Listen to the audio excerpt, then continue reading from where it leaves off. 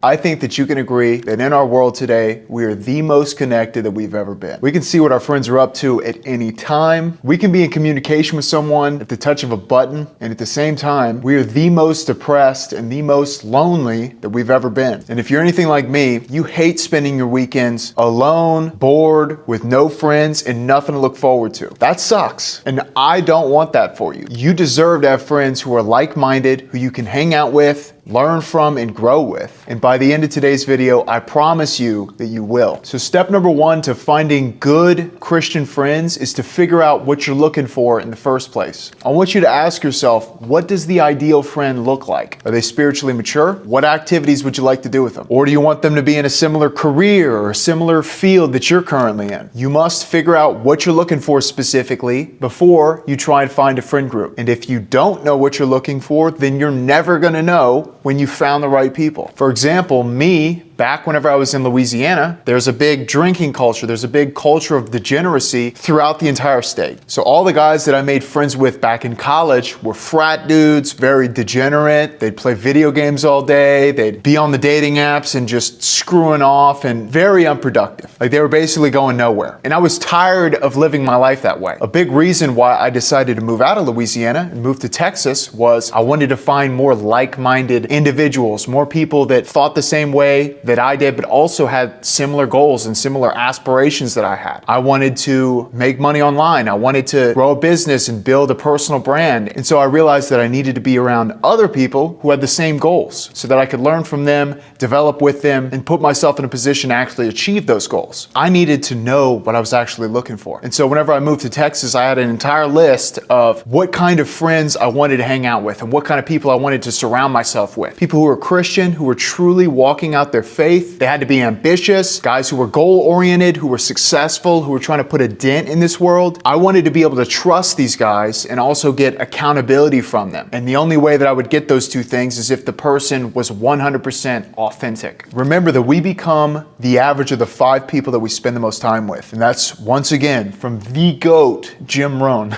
I knew I was tired of being lazy and unproductive and overweight and a bum. I needed to surround myself with better guys who could hold me accountable and show me how to live a better, more productive, and more Christ-centered life. So that's exactly what I did. So action item number one for you is you need to create a list, a specific, like autistically specific list of what you're looking for in your next friend group. Every time you meet a new person, you're going through that checklist one by one to make sure that that person, if you're going to invest time and actually hang out with this person and bring them into your life, make sure that that person measures up to the boxes that you have on that list. Step number 2 is you need to get plugged into a local church. If you want Christian friends, you need to go and spend time around the areas that other Christian people go. And if you aren't already, you must get plugged into a local church. Depending on your denomination, all you need to do is do a simple Google search, find a church, and start going there consistently. Now, once you start going there consistently, the second step is you need to get plugged into that church. That way you can serve in the church, you'll also become a familiar face, and you're gonna meet other higher level church attendees who are not just going on Sunday and just going through the motions, but people who are actually serving. So it's gonna give you a higher likelihood to meet other Christians who are currently walking out their faith. You can also find church groups that you can join. You could join a Bible study, a small group, or if you're a young adult, you can go to like a young adults hangout night. They'll probably meet at like an off-campus site and have praise and worship and all the young people get together and meet one another. And all the steps that I just listed are gonna make it easy on you because you're not just gonna have to cold approach somebody and say, hey, I just came here to the church for the first time and I'm looking for some friends. You wanna be my friend? So action step number 2 is you need to find a local church that you can start going to consistently. What I would do is Google search it, find the location and the times that they have for Sunday service, put it in your Google Calendar and just make the commitment to going to that church on Sunday at whatever time you decide to go. Step number 3 is to stop saying no. I know for me personally, I'm a very habitual person. And so I basically do the exact same thing every single day. I'll wake up at the same time, I'll eat the same stuff, I'll go to the gym at the same time, and I'll have basically the same routine every single day. Whenever I'd meet new people or my friends would invite me to do something new that was outside of that daily routine, my first instinct would be saying no. I'd think to myself, oh dude, if I do this, then it's gonna be new and it's gonna throw off the whole routine, the whole day is gonna be ruined, I can't do that. And so I was really hard-headed and really stubborn. And this ended up biting me in the butt in the long run because I would miss out on opportunities to meet new people, to experience new things, and to get outside of my comfort zone. Do not make the same mistake that I made. Instead of saying no and always staying inside of your comfort zone, especially socially, I want you to flip that no to a yes. Your buddies ask you if you want to try some new place to eat? Yes. Hey man, I know you work out at 9 a.m., but you want to come with me and my buddies? We're going at 2 p.m. Yes. Me and the guys are going to go play a sport that you've never played before. Do you want to come with us? Yes, I do. Even if your initial reaction is to say no, I want you to say yes. And whenever your social life is the best that it's ever been and you have more friends and more things to do than you've ever had in your entire life, you can thank me later. Step number 4 is you must be authentic. Now this should go without saying, like you should be who you are and not in like that cringy way where you're like, hey man, if you want to get a girlfriend, all you have to do is be yourself, buddy. I'm talking about like with other guy friends and meeting other like-minded men, you need to be you. A lot of guys make this mistake. They try and put up this fake facade because they're scared that people aren't gonna like them. So they become this social chameleon where if they're going out and they're meeting new people and that person says, yeah, I really like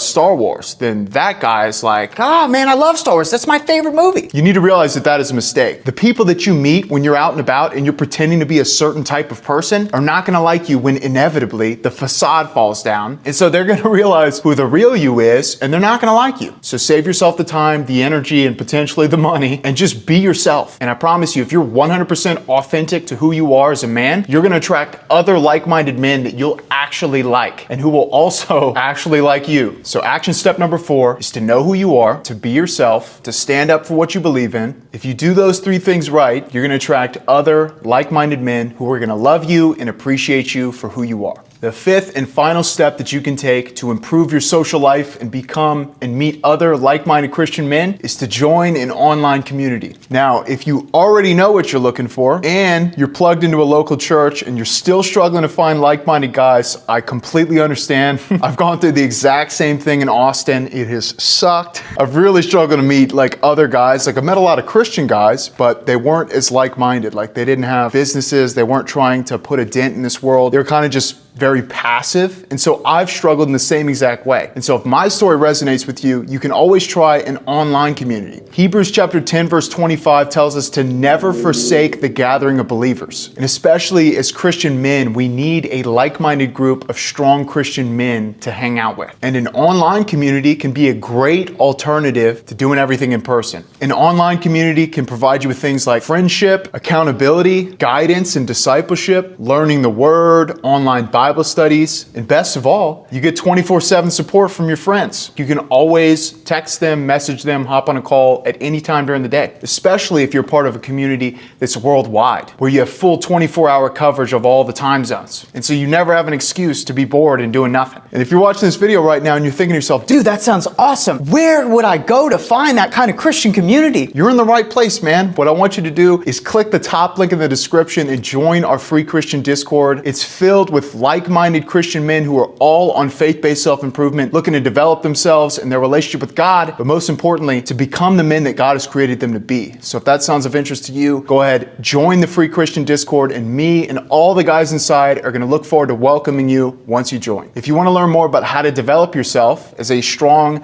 masculine Christian man, I want you to go ahead and click on this video. I hope that you learned something from today's video. I hope that it helps you to make strong Christian friends. I hope that God blesses you, and I'll see you in the next one. Peace.